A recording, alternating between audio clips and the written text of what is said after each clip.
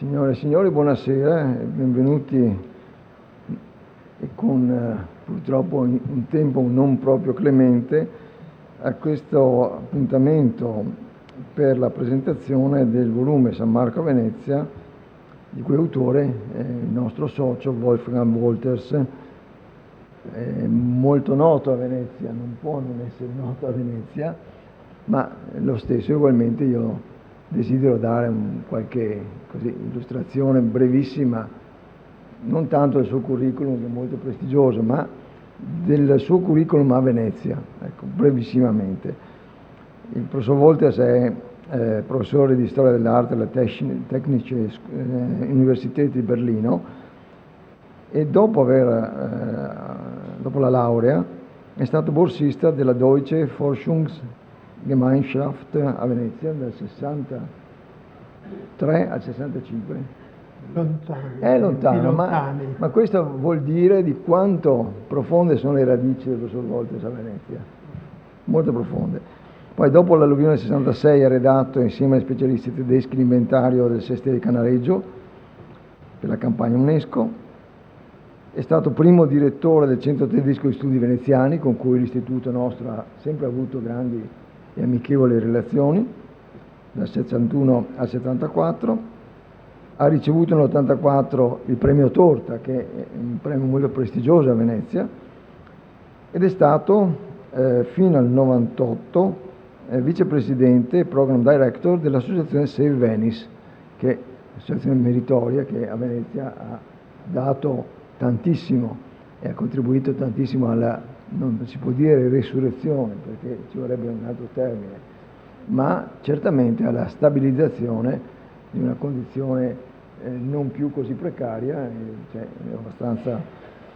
abbastanza diciamo avviata a una rinascita. Le sue opere sono molte, ricordo però quelle che appunto riguardano Venezia. La storia politica dei dipinti Palazzo Ducale nel 1987, Venezia, l'arte del Rinascimento nell'89, il Palazzo Ducale di Venezia nel 1990, l'architettura gotica veneziana nel 2000, Santa Maria dei Miracoli a Venezia nel 2003, architettura e ornamento 2007 e finalmente arriviamo al volume di cui oggi si parla, San Marco a Venezia, di cui avremo prima un contributo da parte di Giandomenico Romanelli, il nostro socio, e poi anche un commento finale, immagino, un contributo personale del professor Wolters. Allora io vi ringrazio ancora e do la parola al professor Romanelli. Grazie.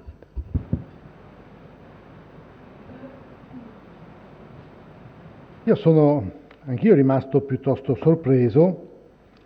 quando mi è stato inviato, mi è stato dato questo volume di Wolfgang. Un piccolo libro, dicevano, e mi sono accinto alla sua lettura, ad entrare dentro a una selva molto fitta di cose, di informazioni, di osservazioni critiche e così via. Ma soprattutto sono rimasto sorpreso perché il libro è un libro di difficile catalogazione o di descrizione all'interno di un genere. Qualcuno potrebbe pensare che si tratta di una guida, qualcuno potrebbe pensare che si tratta di una storia di San Marco. Wolfgang alla fine parla, credo sia sua la intuizione dell'immagine, e cioè una specie di filo d'Arianna, no? In qualche modo una guida nel senso di un aiuto, un supporto, anche uno stimolo a guardare San Marco, Ed è un testo, un libro, che si colloca in una situazione molto particolare della storia della città. Oggi Prima chiacchieravamo e ci si chiedeva chi è o dov'è il lettore, il visitatore, il turista, diciamo pure questa parola, che abbia la curiosità e la volontà di affrontare una serie di informazioni e di dati, o se volete una massa di informazioni e di dati, come quella che lui ci fornisce in queste più che 200 pagine, fitte, nelle quali scorgiamo sostanzialmente una grandissima applicazione, un grande sforzo, vorrei dire, di mettere insieme sostanzialmente due direttrici, quella del tempo e quella dello spazio. Quella dello spazio potrebbe essere quella che chiede o che chiama una descrizione per capire, percorrendo fisicamente la basilica, per capire a che cosa ci troviamo davanti e che cosa è ciò che vediamo. Quella del tempo, che è quella più difficile in questo caso e che è quella più problematica, è quella che fa sì che noi collochiamo le cose che vediamo dentro a una vicenda temporale, ma soprattutto, ed è questo la sfida maggiore, credo, che Wolters ha affrontato, perché il tentativo è quello di mettere dentro a una griglia storica, diacronica e interpretativa qualche cosa che si è trasformato nel tempo, qualche cosa che ancora adesso si evolve e si trasforma, perché ogni oggetto, ogni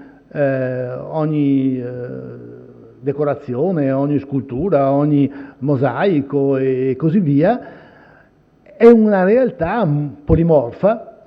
ma una realtà che ha subito e che ha conosciuto e che talvolta continua a conoscere una trasformazione, una evoluzione. Il caso più semplice, cioè quello che salta agli occhi di tutti, è il materiale di spoglio, materiale che viene da altrove e che portato qui è stato rielaborato, rilavorato, riutilizzato e risemantizzato in un contesto e in condizioni che sono diverse da quelle del luogo di provenienza, ma che talvolta sono state adattate nel corso del tempo, anche in epoche e in stagioni che noi possiamo controllare talvolta, tal'altra che approssimativamente riusciamo a collocare, a individuare e descrivere. E in effetti è un terreno molto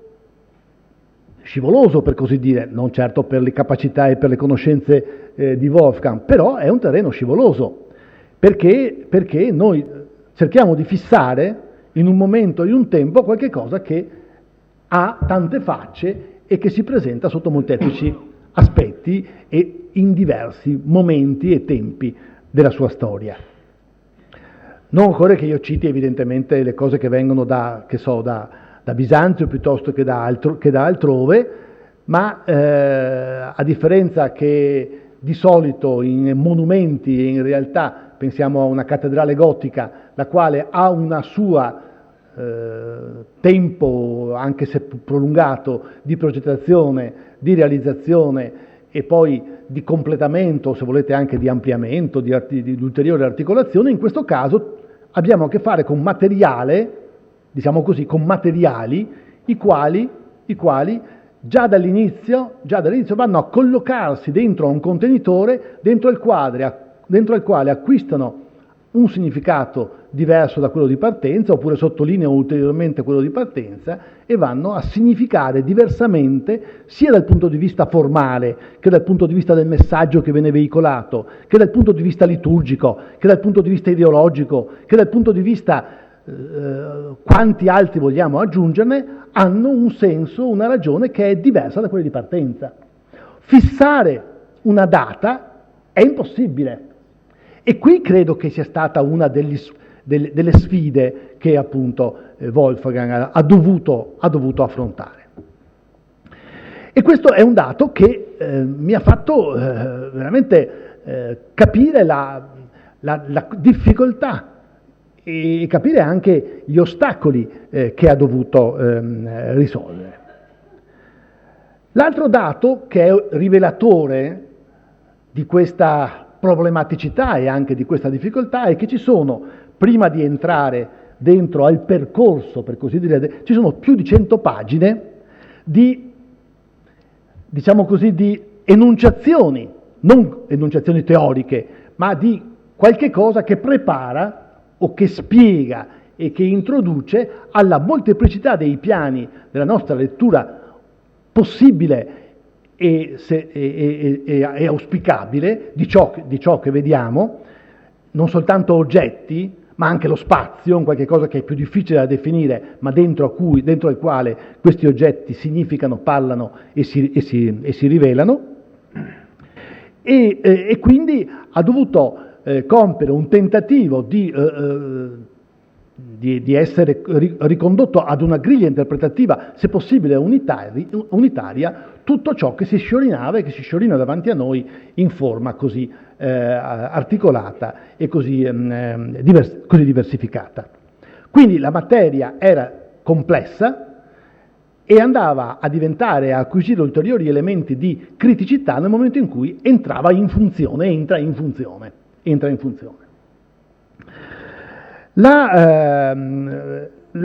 L'onestà, in qualche modo, intellettuale di Wolfgang Wolters è possibile diagrammarla,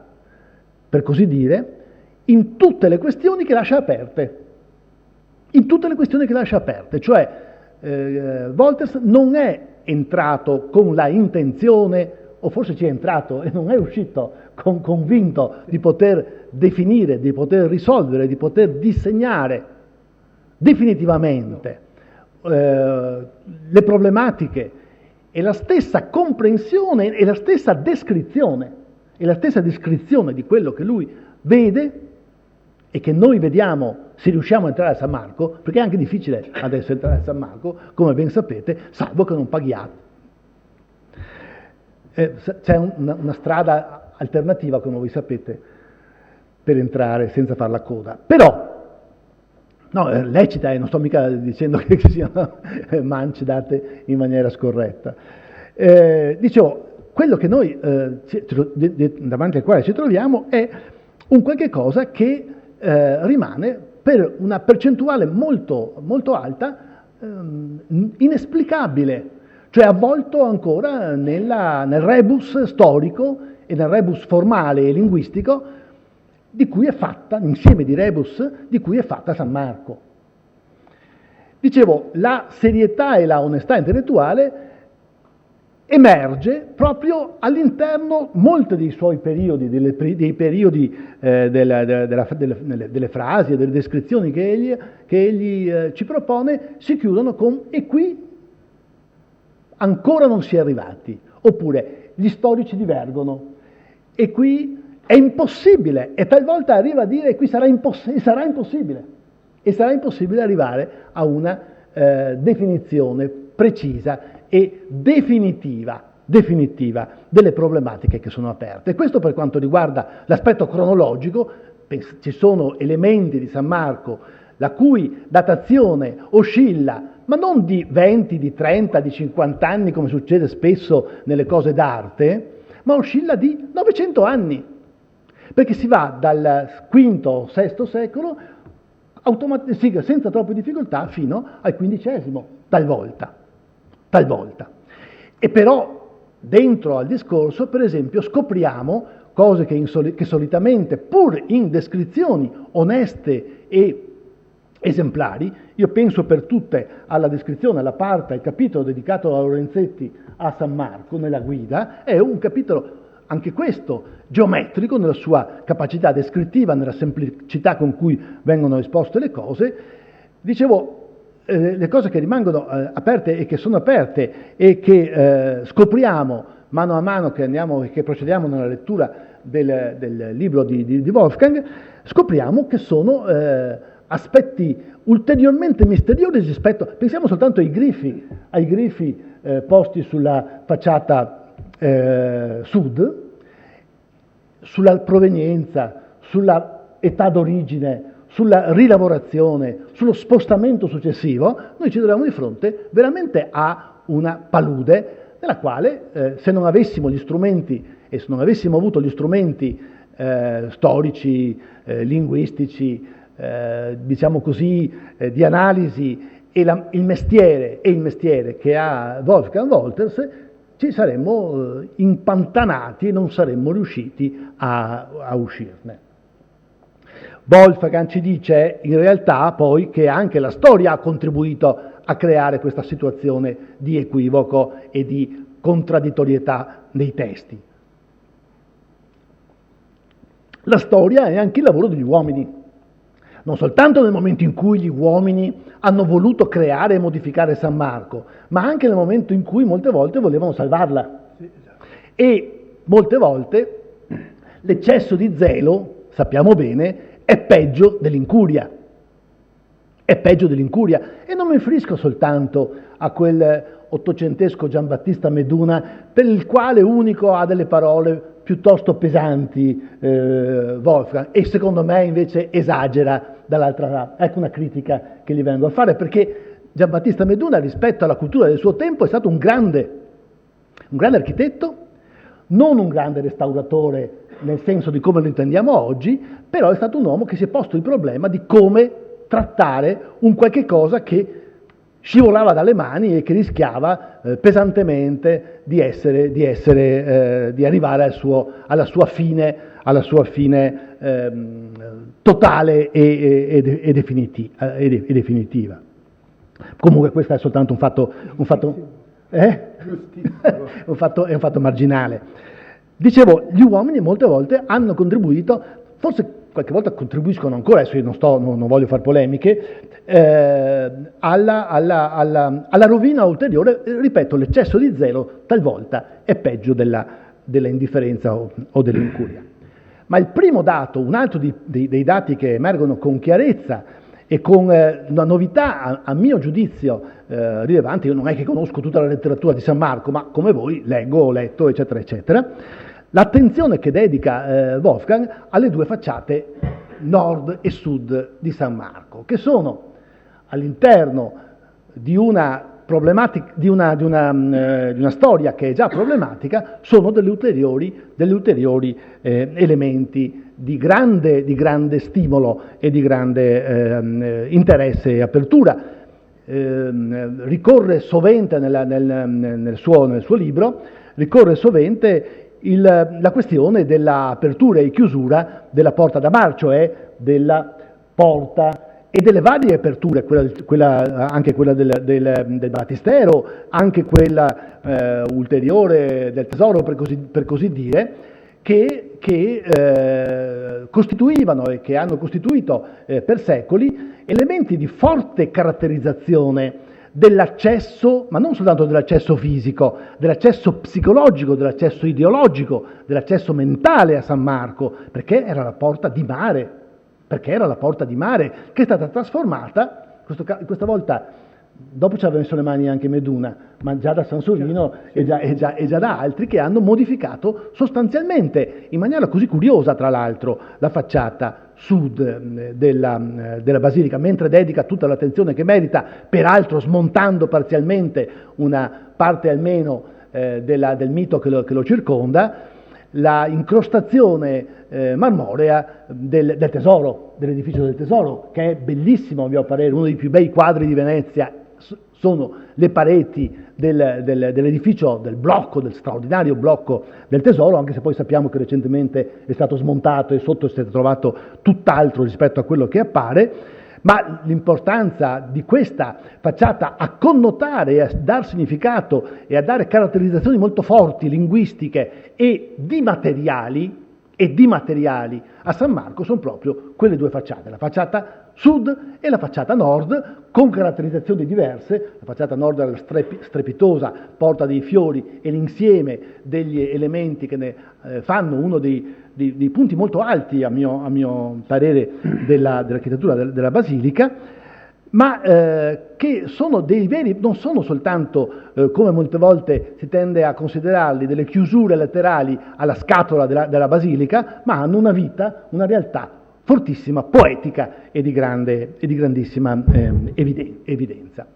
Adesso io non posso star qui a raccontare questo e quest'altro perché è impossibile, dovrei rifare in scala 1:1 il libro che Wolters invece ci ha fornito già stampato e con i problemi già delibati e già spiegati. L'altro argomento su cui Wolters si sofferma per sua formazione e per sua scelta, e che solitamente i libri dedicati, salvo naturalmente i classici come quelli di Fulvio Giuliani, tendono a considerare con minore attenzione, sono proprio il problema dei marmi e delle incrostazioni, al di là del problema dei mosaici, che poi hanno invece avuto, grazie poi a dei contributi, come sappiamo molto bene, importantissimi e fondamentali, una trattazione più sistematica e meno rapsodica, insomma più impegnata in un certo senso, e più continuativa. Non solo, e questo rispecchia l'interesse di Wolfgang attualmente, dedica molto alla pavimentazione, cioè a quella singolare, straordinaria pavimentazione che costituisce un altro degli elementi distintivi e qualificanti di San Marco, anche se sappiamo che non è un unicum, non è un elemento isolato all'interno di una storia che li ignora quel tipo di lavori, perché basta andare a Murano, basta andare ai resti straordinari reperiti dentro a San Lorenzo per trovare le ruote, per trovare lo stesso tipo di composizione, lo stesso tipo di materiali sui quali poi si sono impegnati. Anche qua presente vedo più di qualcuno che ha sulla materia molto da dire, ha detto molto e ancora probabilmente ha molto da dire. Però l'incrostazione e il pavimento, cioè San Marco non è soltanto quel cielo d'oro di cui spesso si parla, e non è soltanto l'ultima architettura romana di cui parlava secondo me con acutezza d'analisi Sergio Bettini, e non è soltanto quel nido di Gaza formato attraverso rapine e ruberie in giro per il mondo fino a comporre una realtà eclettica, poetica e pittoresca, ma è un complesso di materie, di forme, di scelte progettuali, di modifiche di quelle scelte progettuali e di interventi che hanno espresso e che hanno raccontato esigenze di carattere, prima dicevo, politico, ideologico. San Marco, è addirittura superfluo ricordarlo, non è la cattedrale che diventerà soltanto nel 1807, ma è la cappella dogale, quindi esigenze di carattere politico, di carattere liturgico, ma di carattere fortemente ideologico, in cui politica, liturgia e fede si uniscono a dare un complesso, una sorta di distillato di ideali che hanno costituito e che hanno fornito alla realtà politica istituzionale della Repubblica una buona e solida materia e base su cui lavorare.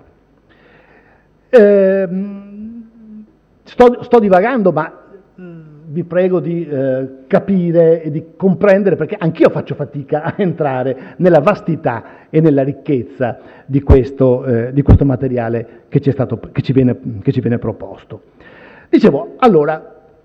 Wolters mette insieme, o tenta di mettere insieme, storia e tempo, storia e spazio, tempo e spazio e tempo, no, una volta si sarebbe detto, spazio e tempo, e il suo sforzo è quello di far sì che spazio e tempo possano essere interpretati e letti, ciascuno al suo livello, ciascuno nel momento in cui si desidera e noi scegliamo di adottare una chiave di interpretazione, perché il senso unitario poi è questo straordinario insieme che è la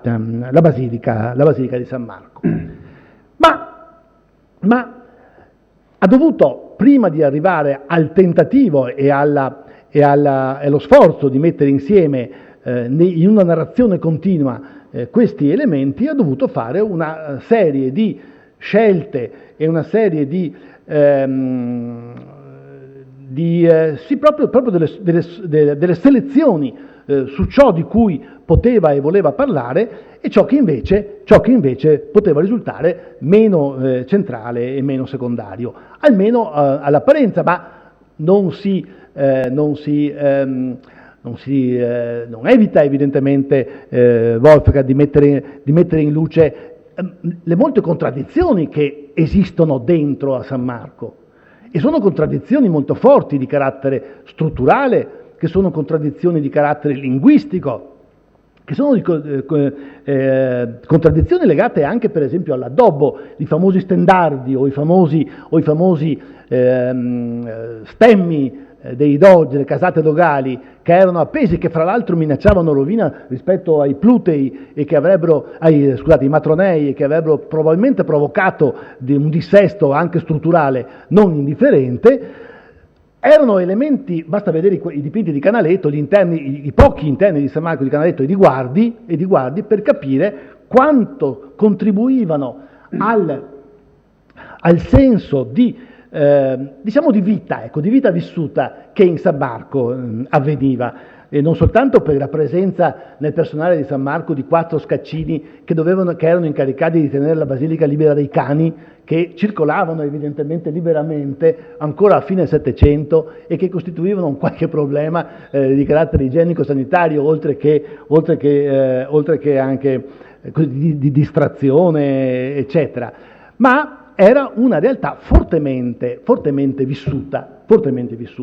tanto vissuta da spingere molte volte i proti e i procuratori. I procuratori avevano libertà, o almeno da un certo momento ad un altro, libertà di intervenire, di intervenire con progetti propri da realizzare dentro a San Marco, dicevo, non solo da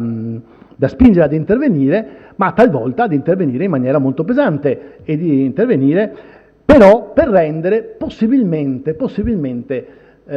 più adeguata una macchina così complessa e così difficile ai tempi che passavano e quindi alle esigenze, per esempio di luce, di illuminazione, donde il grande rosone del transetto sud, che erano legati a motivi di carattere anche qua liturgico e fortemente ideologico, che non dobbiamo pensare che siano avvenute soltanto nel 500, nel 400, nel 500, eccetera. Pensiamo a un dato, a un fatto a cui alcuni di noi hanno assistito, ed è stato lo smontaggio parziale con un meccanismo di sollevamento che entra in funzione quando è necessario, per rimuovere o per abbattere i lastroni dentro quella che noi chiamiamo impropriamente l'iconostasi. E fu un intervento voluto e sostenuto con forza da Giovanni, dell'allora cardinale Roncalli, come è narrato in un libretto di qualche anno fa di Monsignor Niero, che ha ricostruito tutta la storia di questa domanda. Ma in realtà, anche perché la storia si ripete, in realtà la vicenda si era già presentata in precedenza, perché già con il cardinale Pirker, il patriarca Pirker, erano stati redatti almeno due progetti per togliere l'iconostasi totalmente, oppure sostituirla con 4 colonne in modo che ci fosse trasparenza fra la zona dei fedeli e l'altare, soprattutto l'insieme della celebrazione, il cuore della celebrazione, e che fortunatamente allora non venne realizzato. È stato realizzato parzialmente per volontà appunto di Papa Roncalli, per cui anche allora, anche adesso, anche recentemente, per esigenze, sapete, di carattere liturgico. Perché San Marco, e qui è un altro dei meriti, che non è un museo, mentre avremmo la tendenza molte volte a considerarlo un museo. Lo si capisce dal cambio di passo della sua prosa, quando si mette a descrivere il tesoro, che per quanto molto particolare però è un museo sostanzialmente, o il museo di San Marco. Allora lo storico dell'arte è più a suo agio e dice c'è la vetrina, c'è questo, c'è quest'altro. Perché? Se ci pensate, perché avviene questo cambio di passo che noi registriamo ed è comprensibilissimo? Perché sono oggetti tolti dalla storia, tolti dalla funzione, cioè sradicati, déracinés come si dice, no? Sradicati dal fluire del tempo che passa, dall'uso quotidiano o occasionale, e vengono ipostatizzati dentro la vetrina del museo. Ma qui è facile, il gioco è facile, perché c'è qualche cosa che è tolto da un posto, spostato in un altro, isolato e protetto, mentre San Marco, i disegni delle straordinarie lastre di marmo, piuttosto che le statue delle Masegne, piuttosto che l'altare del crocefisso, piuttosto che altari che vengono utilizzati, gestiti, fruiti e almeno ancora parzialmente, perché poi torniamo al dato di partenza, almeno parzialmente in funzione, come avrebbe detto Bettini, in funzione, sono oggetti ancora in funzione, quelli musealizzati non sono più in funzione, sono fuori, sono al di là e fuori dal tempo e dalla successione e dal fluire diacronico. In questo senso il tentativo che fa Wolters è quello di mantenere gli oggetti e mantenere i singoli elementi che costituiscono San Marco. Pensate soltanto ai capitelli, alle Madonne scolpite, che pure sono oggetto di devozione, lo sono state, alcune lo sono ancora, tanto vero che sono consumati e continuano ad essere consumati almeno due, dallo sfioramento delle mani, come si farebbe in qualsiasi chiesa del nord, soprattutto del sud, evidentemente d'Italia. Sono realtà che nascono con una forte intenzionalità di devozione, di fede, a cui si affida. L'altro caso molto, molto bello che lui cita sono le Madonne con i fori nelle mani, perché sono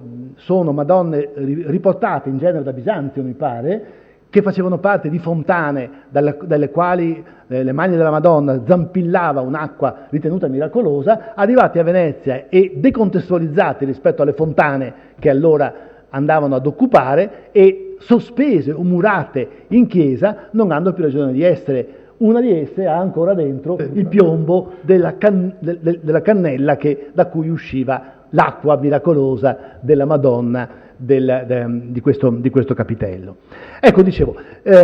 ci sono oggetti che hanno funzionato, che funzionavano, alcuni funzionano ancora, ma che appartengono a una realtà che è qualche cosa di diverso rispetto ad un museo. Io vado. Sì, avevo una serie di appunti, però capisco che sarete anche stufi, per cui è inutile che io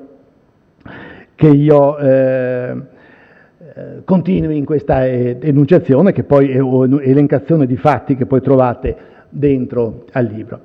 Mi permetto di soffermarmi su un'altra cosa invece. Sì, Wolfgang dedica molto alla Cappella Zen, cioè a quella specie di snodo che ha cambiato radicalmente ruolo e funzione, costituito dall'insieme Cappella Zen, battistero sostanzialmente, non soltanto per la presenza delle porte sulla fronte sud, ma anche perché costituiscono un forte intervento, anche in questo caso di carattere ideologico. La Cappella Zen è talmente carica di significati e di messaggi, in qualche modo, che qualcuno ha messo fra l'altro in collegamento con i due mori e quindi con i presunti Adamo ed Eva del Palazzo Ducale, costituirebbe una sorta di rinvio interno che andrebbero a spiegare un punto di vista e una particolarità, un particolare modo di intendere tre momenti diversi nella storia della salvezza, che recupera anche il mondo pagano, la storia pagana nei due mori della Torre d'Orologio. Ma comunque lasciamo perdere, perché sono esattamente coevi. Cappella Zen Adamo ed Eva di Palazzo Ducale e i Mori della Torre dell'Orologio. Vabbè, ma non importa. Volevo dire una cosa, sì, stavo soffermandomi su qualcosa che mi interessava molto. Ah sì, prima ho parlato di tempo, del tempo, no? E qua è quasi obbligata, quindi è quasi da giornale da parrucchieri, ma nel tempo ritrovato Basel trova la connessione con il tempo che è passato proprio appoggiando il piede famoso nel cortile, nella lastra sconnessa del cortile dei Guermantes, che lo riporta a quando ha visitato e visitava il battistero di San Marco. Una volta si rifugia nel battistero di San Marco perché pioveva e sta visitando la città assieme alla madre, e appoggia il piede e prova una sensazione singolare, la stessa sensazione che riproverà molti anni dopo nel cortile dei Guermantes, quando deve spostarsi perché deve passare non più una carrozza ma un'automobile, perché i tempi sono cambiati, no? Questa fluire del tempo, questo flusso temporale continuo che mette in relazione, e nel caso di Proust, con il pretesto, o se volete stimolato da questa mise en abîme costituito dal piede che scivola o che sente mancare la terra sotto i piedi e che lo riporta alla giovinezza dentro a San Marco, è una delle letture più straordinarie, e a lettura di alcuni critici è lo snodo dell'intera recherche, lo snodo in cui si passa da un tempo che scorre e che si perde a un tempo che viene ritrovato dentro a San Marco, dentro al battistero, e grazie a quel pavimento così sconnesso che nell'Ottocento qualcuno voleva spianare, ma che qualcuno nel Novecento ha provato anche a spianare pompando dentro cemento e altri ad alta pressione, rischiando di rovinare tutto, evidentemente, e non soltanto la rottura delle lastre del mare davanti all'iconostasi, ma anche in giro nella navata nord e nella navata sud. Comunque adesso non importa. Dicevo, per me è stata in qualche modo anche per me una piccola rivelazione, no? Una piccola rivelazione. Dentro a San Marco scorre un tempo che può essere in qualche modo recuperato, ritrovato, come è successo, e succede anche a noi. Andate a San Marco,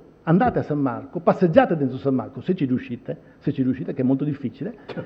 andate a San Marco, e le sensazioni che si provano dentro a questa realtà senza spigoli, perché il flusso del tempo dentro a San Marco avviene senza l'interruzione di spigoli vivi, perché sappiamo bene che l'andamento ondivago in qualche modo delle pareti di San Marco, facilitata e facilitando la luce e una non interruzione in qualche modo del flusso luminoso, crea sensazioni, emozioni e effetti assolutamente particolari, ci danno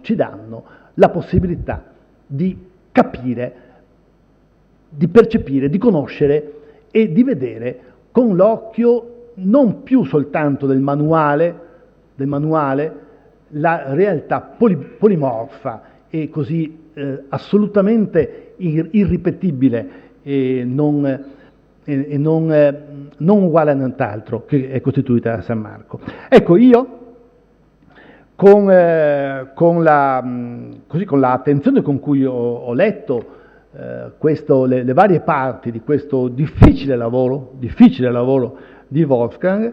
ho trovato in qualche modo una sorta di riconoscenza nei confronti di chi ha compiuto questo sforzo e ci può aiutare a riconoscere questa sorta di diagramma musicale o di pentagramma musicale in cui noi ci troviamo inseriti e immersi quando visitiamo San Marco. Si potrà essere d'accordo su tutto, su una parte, quasi su tutto, no? In quello che lui ha scritto e nelle ricomposizioni che lui ha fatto. Però mi pare che una cosa di questo genere, che non è, ripeto, che faccio difficoltà a qualificare come genere, ci mancava, e quindi anche vengano bene le critiche e le osservazioni, ma abbiamo in mano un qualche cosa di assolutamente nuovo, di originale e ricco di tale massa emesse di informazioni e di dati che solo la sua lunghissima permanenza veneziana, come prima diceva il Presidente, gli ha consentito di poter redigere. E non troverete, questo lo posso garantire, ma non sulla base di nessuna autorevolezza, ma dalla frequentazione delle sue carte, e non troverete sbagli. E non troverete sbagli, cosa che è abbastanza rara oggi in questa città che vive di sbagli o che vive di gravi carenze e di gravissimi errori. Grazie.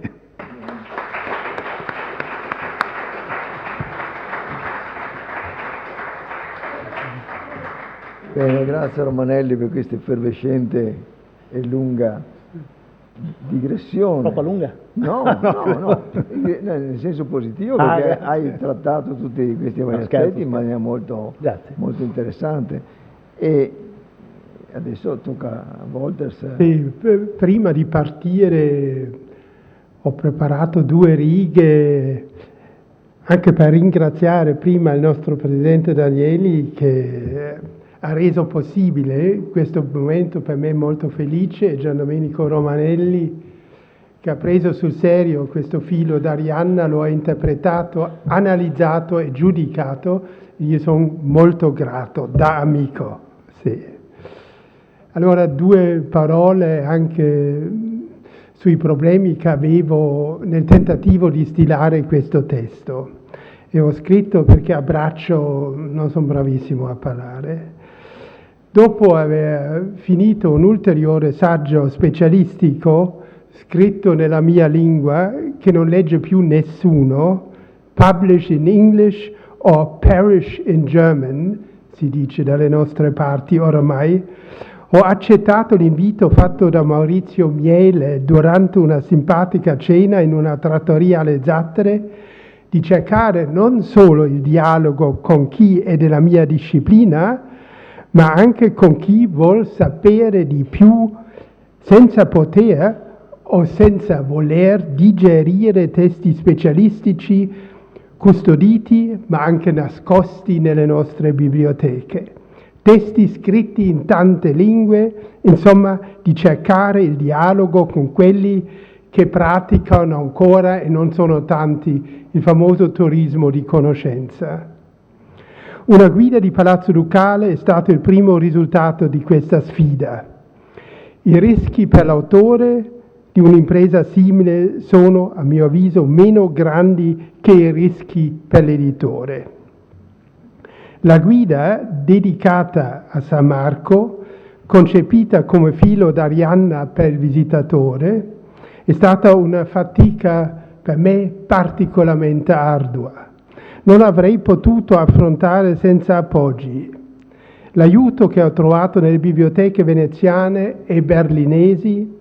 e a Venezia l'aiuto prestato dalla Procuratoria di San Marco, dalla Biblioteca Marciana, dell'Istituto di Storia dell'Arte della Fondazione Cini e la Biblioteca e la Fototeca del Correr,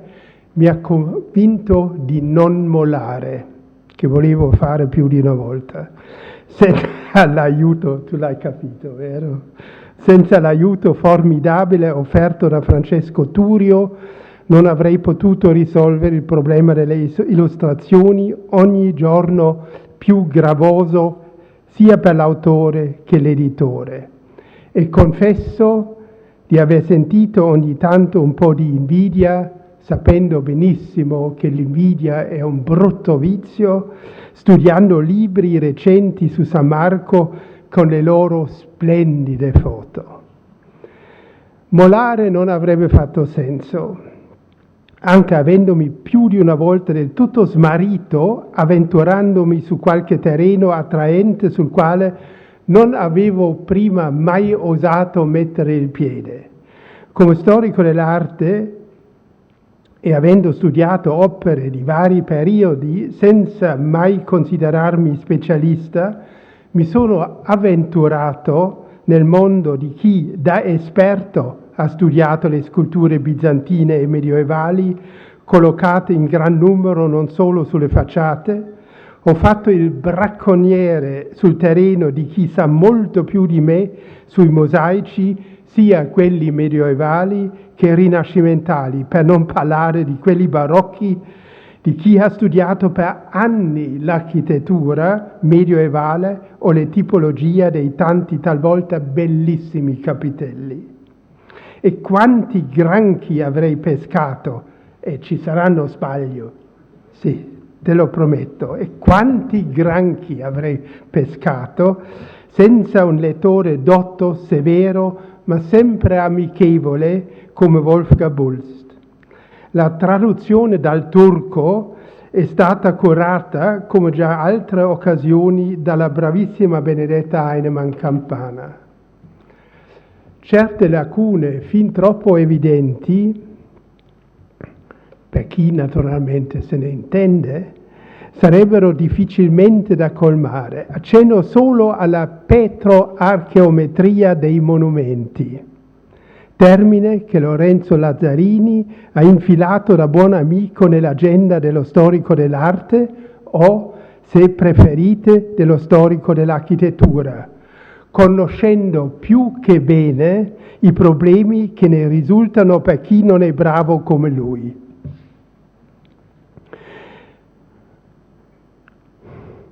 Non solo in San Marco, le qualità e le provenienze dei marmi e delle pietre danno importanti messaggi, informazioni non facili da trasmettere al lettore. Fare i nomi dei marmi chiederebbe nel lettore una familiarità con i materiali e la terminologia del geologo che non può avere. E qui mi consolano gli autori del Cinquecento che nelle loro descrizioni, ad esempio del pavimento della Cappella Zen, invece di dare i nomi corretti delle pietre o dei marmi, si limitano a riprodurre elenchi lontanissimi dalla realtà, poi basati su quel che aveva scritto il Plinio. Più di una volta mi sono chiesto, ma quali conoscenze potrebbero servire a chi pratica il turismo di conoscenza? Conviene, mi sono chiesto, stilare un testo ristretto come un buon caffè ristretto, limitato ai nomi, alle date e qualche fatto storico, o conviene scrivere pagine più vicine a quelle dei libri specialistici? Nel programma di una delle nuove collane dedicate alle chiese di Venezia, i curatori vedono una strada percorribile nei, cito, testi collettivi pluridisciplinari, con capitoli scelti da una vasta gamma di temi possibili. Sono libri esigenti, con capitoli dedicati ad argomenti privilegiati, scritti da studiosi specializzati, insomma, libri da leggere a casa con profitto. Un'ultima riflessione. Il turista di conoscenza ha bisogno di fermarsi, di studiare con la calma le opere e di informarsi, se vuole, leggendo almeno qualche paragrafo della guida acquistata prima di entrare. Il fatto che alla fine della giornata sedie e mobili sono da risistemare, lo sanno benissimo nel Duomo di Monreale, molto affollato davvero, dove ho passato in ottobre delle ore indimenticabili, seduto e allora senza mal di gambe o di schiena, nei vari punti strategici, studiando i mosaici col binocolo, orientandomi sulla base di un libro guida fatto molto ma molto bene, appena acquistato nel negozietto all'ingresso. Senza la possibilità di dedicare del tempo alla sua visita e senza certe comodità elementari il turista di conoscenza, che purtroppo appartiene sempre a una minoranza, è perso. Grazie.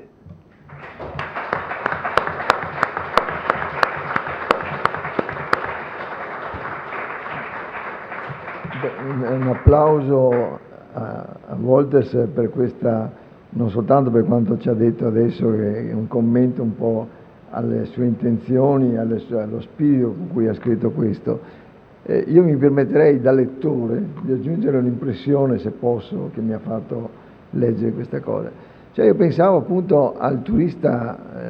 diciamo, d'arte, che invece affronta il viaggio a Venezia documentandosi prima. E questo libro serve proprio a questo scopo, secondo me, perché è talmente ricco di informazioni che chi lo legge senza aver visto, ma viene affascinato da quello che viene raccontato, sicuramente poi va a vedere il particolare, non va a vedere soltanto la grandiosità. E credo che questa sia per uno che legge, io non sono ovviamente un esperto d'arte, sono stato un operaio della scienza, ho avuto il modo di incontrare l'arte all'Istituto Veneto, insomma, con tutti i colleghi, eccetera, ma sono sempre stato un lettore attento e appassionato anche di cose d'arte, e questa lettura mi ha particolarmente colpito. Ecco. Quindi potrei fare adesso il turista d'arte a San Marco, nonostante a San Marco abbia passato tanti anni della mia infanzia, e conoscendo le pietre, conoscendo dove mettere i piedi, mi ricordo sotto al pulpito,